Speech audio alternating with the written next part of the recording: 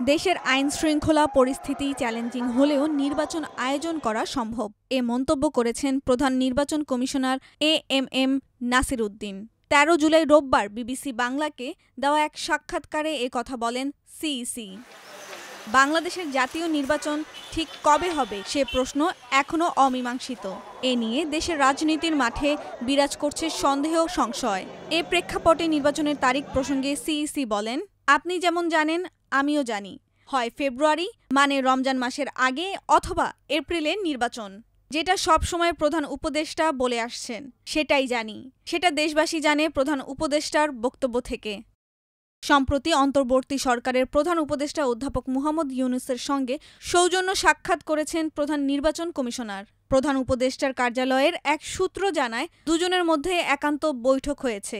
এর ফলে সেখানে কি আলোচনা হয়েছে সে সম্পর্কে কিছু জানতে পারেননি সূত্র। তবে নির্বাচন নিয়ে আলোচনা হয়েছে বলে ধারণা করা যায়। এ প্রসঙ্গে জানতে চাইলে সিইসি বলেন, নির্বাচনটা আলোচনার মধ্যে এসে গেছে।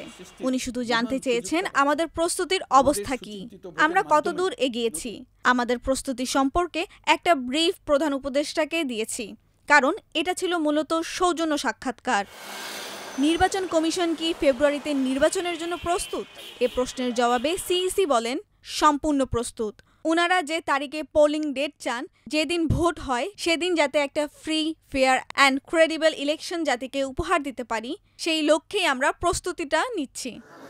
দেশে অনিয়ন্ত্রিত মব ভায়োলেন্স বা দলবদ্ধ সহিংসতার মাঝে নির্বাচন আয়োজন করা কঠিন হবে কিনা এ প্রশ্নের জবাবে সিইসি বলেন, সেটা চ্যালেঞ্জিং হবে, তবে সম্ভব। প্রত্যেকটা রাজনৈতিক দল, ছোট হোক বড় হোক, তারা কিন্তু সুষ্ঠু নির্বাচনের কথা বলে আসছে। কেউ বলেনি আমি আগের মতো নির্বাচন চাই। জনগণ যদি আপনাদের সঙ্গে থাকে, কোনো মব বা আইন শৃঙ্খলা পরিস্থিতি আপনার ক্ষতি করতে পারবে না।